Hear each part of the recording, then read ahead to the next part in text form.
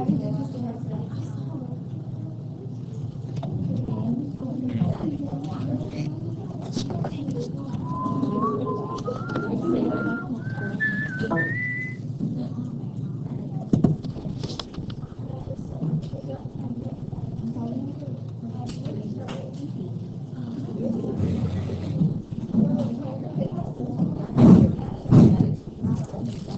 here today? I'm not here. 1, 2, 3, 4, 5, 6, 7, 8, 9, 10, 13, 14, 15. That's okay.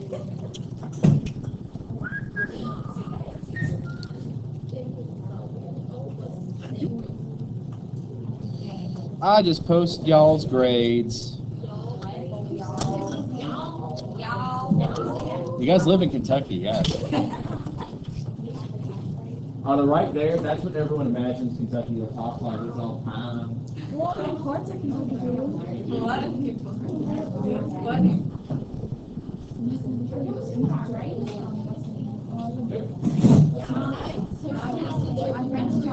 I got to teach you stuff about things. I will say this, you'll probably be pretty happy, pretty good. Pretty good. No, not horrible. So we're looking at region today. That's pretty cool.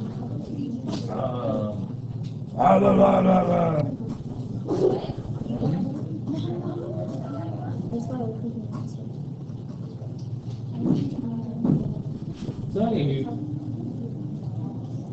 we're going to look at a couple different things in regards to the region that is Latin America. But first, we have to understand that there's really 3 different main groups that make up the peoples of Latin America. Because I think sometimes we tend to think of them as being like one group. To some extent they are. But at the same time, it's a fairly diverse place.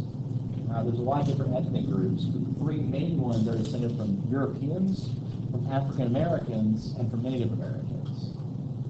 And this trend kind of has built up Latin America into its own distinct place, its own culture, if you will. But each place is a little bit different as well. So we're going to look at some of these by their differences. And the first and most obvious has to do with the main regions of Latin America. Mexico being independent from, say, Central America, the Caribbean, Spanish-speaking South America, and Brazil. Now, to start off, why is there a difference between Spanish-speaking South America and, say, Brazil? Like, what's the main difference? Okay, yeah, the language. What do they speak in Brazil? Portuguese, yeah. Why? Yeah. Why did the Portuguese settle in Brazil? Sorry, I feel like I'm yeah. Why? Why? Yeah. Why? Oh, why? Yeah, why? Stop it. No. How does this work? Why did they settle there? Not why didn't they spread to other places in South America? Anybody? Yeah. Didn't the Pope give Portugal south and then Spain East, but you're on the right track, yeah. The Pope did it. Why? Because they were fighting over it? Yeah, they were going to. So here's the thing is, let's start at the beginning. Not the beginning of all things, that'll take too long. But we're going to start at kind of the beginning of this whole trend. You see, it all has to do with spices. What? What are we talking about? Sugar's one, yeah. What else? Oh, is this like the trade that spread it? Yeah. Yeah. No, not cocoa. That comes later. But cinnamon's another one. Yeah. Saffron. All kinds of things. Even some like things you wouldn't think of as being spices. Sandalwood comes to mind. Because the thing is, spices, we tend to think of food, but they're used in a lot of things, especially like perfumes. And those essential oils. But the thing is, what they come down to is their luxuries, yeah? Now consider this. There's a lot of misconceptions about life during the Middle Ages. For instance, people say, people only bathe like once a month. And that is true to some extent. However, the problem is using the word bathe, because we tend to think of bathing being taking a bath or taking a shower. Yeah, well, they obviously didn't do either of those things. Because think about what we have to do to have hot water. Big old water tank in our buildings or basements and things like that filled with hot water all the time. That's impractical unless you happen to have, efficiency due to technology, which we didn't have. If you were going to try to take a bath of hot water, it meant boiling water over a fire, setting it up in a tub, and it was problematic. The best way to describe what they did bathing-wise on a daily basis was to heat up a small amount of water and do what we call a sponge bath. Wipe the important bits, styling itself, and on you get. Thing is, though, that's not really enough, is it? Because you just bathe, you don't put deodorant on, things like that, and it kind of quickly goes away in the heat of the day. So, people could be still a little pungent, put it that way. However, the wealthy can afford all kinds of lovely perfumes to cover that up. Yeah. Problem is, they're expensive. Getting them from point A to point B takes a lot of time, effort, and energy. So, add the fact that the main direct routes for a lot of these spices, written in India, by the way, are through Arab lands, through the Turks, and then the Italians. So this meant getting them was very expensive. So the Portuguese had this idea, let's go south. Let's sail around Africa. And eventually they made it. But it's still a 9-month trip one way. I mean, sailors out going on the spice runs, they're going to be gone for like 2 years. So this is kind of a big deal. So what's going to happen is, a dude comes up with an idea saying, hey, let's go the other way. And that dude's name is Christopher Columbus. Yes, indeed. Now, he was Italian, but the Italians didn't care because they already had a trade route. With the Portuguese, they didn't care because they already had a trade route. Goes the Spanish, who had just gotten done fighting a crusade to reconquer the southern portions of Spain, which had been taken over by the Moors, who were Muslims from Morocco. So they're kind of okay with the idea of sending him off on a possible suicide mission, which brings me to that point. Why did people think it was a suicide mission? The general consensus is that the world is flat. He's going to go falling off the edge of the earth. Yeah, how many guys have heard that in school? I totally heard that. That's not true at all. The earth is round. No, that was a bad joke. It's not true. The other part's not true either. They never thought that. The flat earth people, I don't know where they got that from history, but no. Most everyone knew it was round. The problem is distance. You see, the thing is, you can only preserve so much food, I mean, they didn't have refrigeration. They had to use all kinds of other ingenious ways of preserving food, like pickling and salting the Jesus out of it. But even with those techniques, you can only pack so much food. Like, you can have a certain number of weeks of food. Water, however, is the biggest problem. So you guys know how they got around that in Africa? They made little fortresses, pit stops, basically, like gas stations. Have you guys ever been on a road trip and, have to stop at the gas station for, a pack of Smarties or whatever else? That's what we always do. We stop. First thing we do after getting back from breakfast is stop at a gas station just to get junk food. Because, that's what you got to do. So you have these little outposts all along Africa that basically act as refueling stations and trade hubs. How are you going to do that in the middle of the ocean? You can't. And the thing is, Columbus said the world is smaller than people think. I'll be able to make it to China before I ever run out of food and water. So he was betting that he was going to find supplies before he ran out and, everyone died. So this was kind of a big gamble. And whenever you hear people talk about the men that were Columbus's sailors threatening to mutiny and kill him and sail back home, it wasn't because, man, them sea monsters are going to get us. It was, we're going to starve to death, dude. We're running low on supplies. We got to go home. They found something before it happened. But it was a near thing. It's just kind of an interesting story, I think. So Columbus finds the New World and suddenly brings back some very interesting stuff. Crops that have never been seen before, but also gold. Gold and all kinds of fun things. The gold mostly. Because gold is money, yes. And this is exactly what Spain wants. So Spain's like, yeah, boy, we're going to a new world. And so they get these special soldiers, guys that are really designed for one purpose, conquering. They go, conquistadors, right? Like Hernando Cortez, that sort of law. They go back and they do what they do. But, all this money going back to Spain makes Portugal pretty darn jelly. So they say, this new land is ours. And Spain's like, whatever, dude. We found it first. We put a flag in the soil. It's ours. Totally. Yes, we know natives. Just go away. It's horrible. And so they threatened to go to war, and that's a bad thing, yes. But add to this the fact that England and France, the Holy Roman Empire, all these folks are looking about getting in on this war. So we're talking about not just Portugal and Spain, we're talking about all of Europe in a world war. So the Pope steps in, Pope Alexander goes, dude, chill. Right? Okay, I'm going to cut it down the middle, okay? It's like a parent with two petulant children. I want the last piece of pie. Okay, we'll cut it in half, sweetie. And that's what they're going to do. They have the line of demarcation. Well, a year later, Portugal pitches a fit, saying, this slice is bigger than mine. Like you do. So they move the line, including what is now Brazil. That area, everything east belongs to Portugal. Everything west belongs to Spain. That's how they decided. That's why the areas are so. And the reason, by the way, the Portuguese got all up in arms is because when they got to their area, which is, again, Brazil, there's no hope in Brazil. It's a big forest, essentially. So they're pretty mad about it. It does have indigo. So they use that for a while, but then they start growing sugar, and that's when things kind of take off. That's where the whole thing comes from.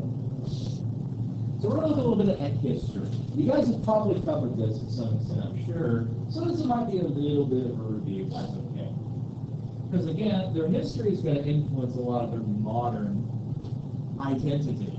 Especially, I've noticed Mexico has really embraced the sort of neo-Aztec imagery. It's in a lot of their art and things like that as sort of a remembrance of their origins. But again, we got to look at an important concept here. That is a cultural hearth. Do you guys know what the word hearth means? What a hearth is? Hearth. This word right here. It basically is a fireplace. It's actually technically part of a fireplace. But let me explain why that's significant. Imagine living in a house that has only one room. Where would you gather to be with your family? There's only one room. Where in that room would you go hang out? Yeah, probably near the fire. I mean, there's something magical about fire. And there's a reason that every camping trip there's going to be a campfire. Gather around and tell stories, roast marshmallows, things like that. But the other thing you have to understand is, and this is actually the better explanation, let me ask you guys a modern question. What rooms in your own house would you go to hang around people? If you want to go hang out and be with your family? I'm guessing it's one of two rooms. The living room and the kitchen. Yeah? Well, guess what the hearth was? It was both. Yeah. Because as we pointed out, there's only one room. But as you pointed out, where do you cook all your meals? The fireplace. That is your kitchen. So this meant that this was the area where people made what it is to be a family. It's where life was, essentially.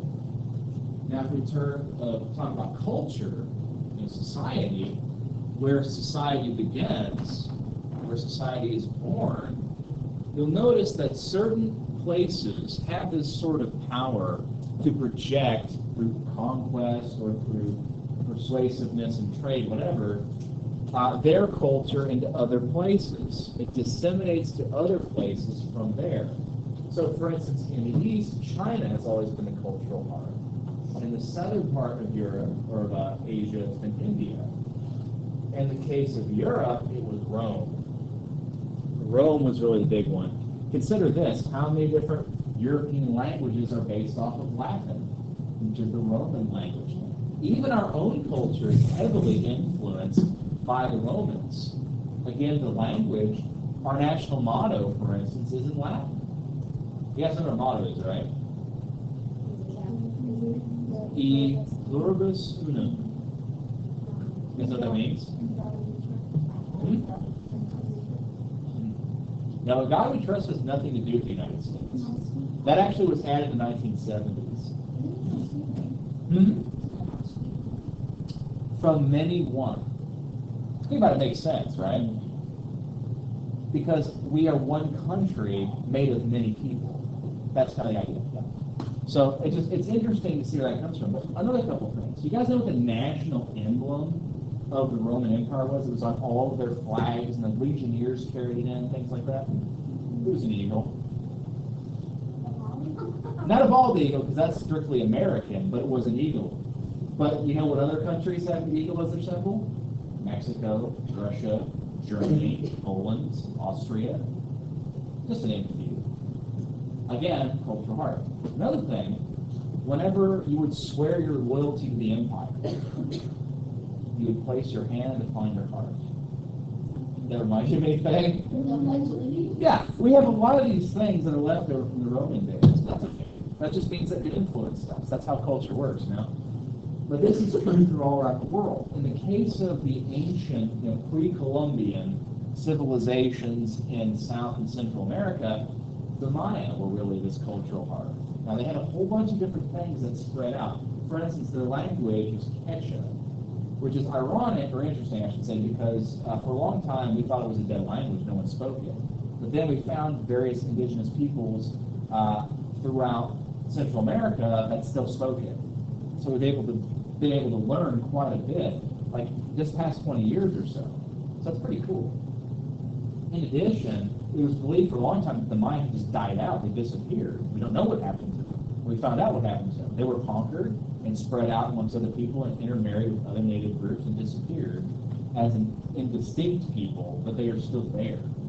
So it's kind of interesting how that works too. They influenced the Aztec and the Maya, or the Inca, excuse me. And they had a couple different things that were pretty significant about them. First of all, in terms of their religion. This is something that we often talk about with the Aztec especially, because it involves human sacrifice, and that's shocking and horrible and all kinds of terrible things.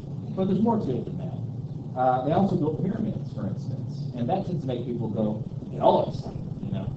The thing is, I find kind of ironic about pyramid building is there's sort of this mysticism attached to it, like, oh my gosh, they you know, I hear people are like, aliens had to build them because there's no way human beings could build them. You know, there's no way that, human beings could take blocks of stone and put them on top of other blocks of stone and make a pyramid. That's impossible. But the other thing is where pyramids come from. Because, another thing people say is well, how was it that you had different civilizations like the Kush and the Egyptians and the Aztec, they all built pyramids? How can you do that unless, they were all one people at some point? Well, that's actually quite easy to answer as well. Consider this. All religious holy places have something in common. They are designed to awe. They're designed to make you feel uplifted. They're meant you have a religious experience. Cathedrals did this by being really tall and open. There are mosques, which are designed with intricate calligraphy so that if you try to follow a single line, you end up winding across the entire building. They're designed to be awe-inspiring. Think about an ancient Stone Age people, what physical thing would cause awe? Easy answer to that as well. Think about ancient religions, and where did the gods always live? Yeah. On a mountain, right? Mountains. A pyramid is just a man-made mountain. Think about it. It makes sense, doesn't it? So it's the same basic thing. Now, they did have a lot of advances in terms of their placement. They lined them up with astrological bodies and could predict things based upon the movement of the stars, including the sun. So they were astronomers as well. They also were advanced mathematicians. Now, advanced is relative, understand. They weren't, doing some complex physics and things like that, but they did have some pretty complex numbers by comparison. For instance, they were one of the earliest civilizations to develop the concept of zero, which seems like, well, why does that matter in math? Well, think about trying to do any kind of complex algebra or anything without zero, And they did some pretty advanced calculations, all factors considering. In addition, their architecture was pretty advanced. Check this out. This is the Aztec capital at Tenochtitlan. You guys have studied that, I presume, yeah? Tenochtitlan? Or sometimes pronounced Tenochtitlan. Yeah, it's Tenochtitlan. If you read it out, there's all kinds of weird sounds in the Aztec language that doesn't quite translate. For instance, a great example of that, the Aztec never called themselves Aztec. That was basically Europeans calling that. They called them, yeah, I'll get to that. They called themselves the Mexica, and was spelled out, transliterated, Mexica. Does that sound familiar at all to you? Mexico. Yeah, that's why we call Mexico. It's off the Aztec name. That's where it comes from. Sorry, bro. But yeah, that's water. The city, Tenochtitlan, was actually floating. There's a series of islands that they connected with rafts and built up the city that floated on like that Lake Texcoco. Yeah. So they had this city, and they used alluvial soil, which is soil from the bottom of the river or the lake. They would dig it up and put it in baskets. They would put it on these rafts and grow crops out on the water. That's hydroponic farming, essentially. That's crazy goodness. And they had these advanced techniques for farming, and really it was a fairly advanced society. I mean, people were mostly happy. However, mostly, well, it gets a little relative. You see, the Aztec were at the top of society. Everybody else that wasn't Aztec at the bottom. There was a class structure, which really isn't terribly different than what Europe had at the time. But they also believed in human sacrifice, which meant if you weren't an Aztec, you could be killed to appease the angry gods. Of course, you as an Aztec could be sacrificed as well if you volunteered for it. Yeah. I thought they volunteered people they thought were pretty. That's what I was saying. They did, yes, you're right. Although it was voluntary, so to speak, if you were an Aztec. If you weren't, then yeah. They're going to find the most beautiful, most blemish-free individual as a sacrifice. And let's be honest, sacrificing isn't exactly something you want to go through. It involves ripping out your heart. And here's the thing is, yeah. Probably also like chocolate. Not from what I've seen, because I've seen, because sometimes they would mummify the subject in question, and the heads are always intact. Oh, they'd crush their skulls sometimes. Well, wasn't there like human sacrifices where they would always like chop the head off and let it fall down? Yeah, they would kick the body downstairs. Although now you mentioned it, they did actually, at least in some cases, take the head off, and they would take the skull out of the head, and they would put it in a giant rack that they kept inside the temple. Yeah, exactly. Because blood was significant for life, and specifically water. Because the thing is, you think, okay, they're in the rainforest. It rains a lot, yes and no. You see, around the Yucatan Peninsula, wind is really irregular. It's not easy to predict. Neither is water. And so, being an early civilization, they believed that the gods were responsible for everything. So this meant that if there wasn't rain, it was because the gods were angry and punishing them, so they had to give up blood as a sacrifice for water. Now here's the thing is, how much human sacrifice happened is now a question that historians are thinking didn't happen near as often as is often portrayed. And the reason is, well, Cortez, when he was conquering the Aztec, had a very good reason to make it look like these people were horrible barbarians. Because if he completely annihilates the people and steals all their wealth, but they're really kind of nice people, how is that going to go in terms of propaganda back home? Dear King, I found this lovely people. I would like to murder them and steal everything they have. Love, Cortez. Dude, you be crazy. Yeah, that's not going to fly. On the other hand, these poor, misguided savages are killing each other. We need to save them from themselves. Sounds better, doesn't it? So we're starting to think maybe it didn't happen as much as possible. The other thing is understanding what human sacrifice is. Like, okay, you're giving up blood. How much blood? Well, that's the question. You see, the idea was is you would give up blood until rain showed up. You start with a little bit and work your way up until you have a whole person. So it wasn't like they were like, there's no rain today, we must kill like orphans, things like that. That didn't happen. But Cortez said it did. Cortez lied. We know that. For instance, he was saying that in one night in Tenochtitlan they sacrificed 1,000 people. That's a lot. Like, seriously, think about doing 1,000 of anything in one night. Like, I don't think I could eat 1,000 nerds in one night. I don't know if maybe somebody could, but I don't think I could. That's a lot of nerds. Anyways, the evil green apple one's gross. Anyways, so this is one of those things that I think is kind of interesting as we look back in history, because they totally were using propaganda to sort of move this stuff around. And, it was effective, totally.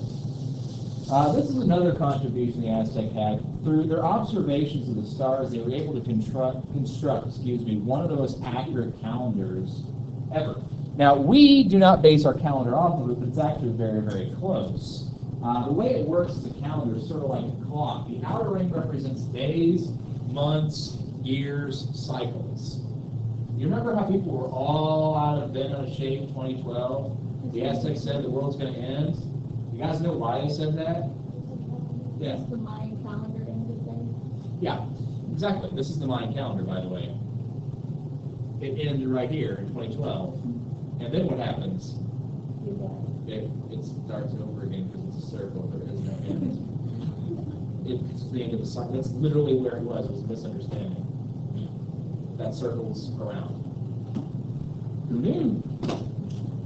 Anyways, I had a lot of fun with that in 2012, I'm not going to lie, because I had all these girls were freaking out, like, oh my God, we're going to die, 2012 things like that. I'm like, no, you're not. And then I actually had one student say, if we die tonight, do we have to do the homework? I said, yes. I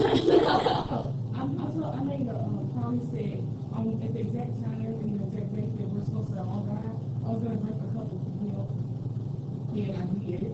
And I was still alive. So, How was the milk? it was actually very delicious. Well, that's good to hear. You're like, oh, this is frozen, I'm alive to taste it. Yeah. When you turn around and you go, like, how we were so hurt on stuff, is that where, like, the Indiana Jones movie is supposed to be Yes. based off of? Is that really what it, like, how they... No. But, like, no way. Yeah, no, I know what you're saying. Now, the way that they went about it was actually taking an obsidian knife, and they would take it, push it through, make a slice, take a hand, move it in, and there's actually a TV show that used to run on Spike called Deadliest Warrior. And what they did is, it's sort of like Mythbusters for weapons, because they would make those like ballistics gel bodies, things like that, and they would like, how much damage can this do? Let's find out. Let's chop this dude's head off. 3, 2, 1. And there's all this blood, because it was like fake blood, And it was like, yeah, it could be. Which my wife could watch. She's like, it's gross. I'm like, it's jelly. Like you can see into the dude. Might as well be cutting up a giant gummy bear. But anyways, that was just funny. It wasn't funny that way. But they actually had this thing where they were like, how effective was the Aztec weapons, for instance? And so they took this Aztec dagger, and like the dude, like it took him longer than probably should have. But I mean, in the end, the dude wasn't exactly in practice ripping dudes' hearts out, but he got it out. He got that heart out. And this ballistic still doesn't even kill somebody on TV. Pulled it out. Like it's funny too, because like they have these like fake brains and things like that. And there's actually this one weapon they had called, I think it was the Maquitza. And basically, it's a stone and rock or a rock and wood chainsaw. Is what it looks like. It's a giant paddle that's made of wood, and it's got these bits of obsidian embedded to make a blade. It's called a sword club. And allegedly, an Aztec jaguar warrior beheaded a horse with it. So like, is that even possible? Let's find out. So they made like one of those little ballistics gel horse heads. They cut that thing off. It's like, oh my gosh. The thing is though, and we'll get to it later, they were Stone Age. Yeah, we tend to think of Stone Age as being cavemen, yeah, but they were around. They're around today too, you know. It just means you're using stone as your primary tool-making material. And the Europeans had centuries of advantages after that. So, not going to work out so well for the Aztec, I'm afraid. But there's too many gold pieces that are going to focus on. Cortez and Pizarro. Their main objectives were gold and to spread Christianity. As you can see, this was Cortez's first meeting. Now, here's the thing is, this is not what the Aztec would have looked like to some extent. But it is definitely a sort of romantic portrayal. And there's a number of things that people misunderstand about the first meeting. For instance, for one thing, people almost never know about the person named Malinche. Malinche was a woman. Well, actually, part of one of those women in history because of what she does. She was part of a tribe that was not Aztec. It was one of the, it said, dominated tribes. And she was able to communicate with Cortez and the Spaniards, found out their mission, and wanted to direct them toward the Aztec. Because if they could hurt the Aztec bad enough, the tribe she belonged to could break free and enjoy their own freedom. So that she was anti-Aztec. So she ends up acting as an interpreter and guide for Cortez. The other thing is Cortez took advantage of a legend about the chief god in the Aztec pantheon, Quetzalcoatl. That one day Quetzalcoatl would return to the Aztec in the guise of a pale-faced foreigner and be riding upon the beast of another world. Horses. Horses did not exist in the New World for the Europeans. But if you think about it, horses are weird-looking things. Got a giant hairy neck, big fat body, long, stick little legs. It's a really weird-looking creature when you get right down to it. You've never seen one. What's that? What's wrong with that? I'm just saying they're weird-looking. So are giraffes. Giraffes are awesome. I know, right? They got horns. You see them, they run, they're like... You know that they have so Catholic actually.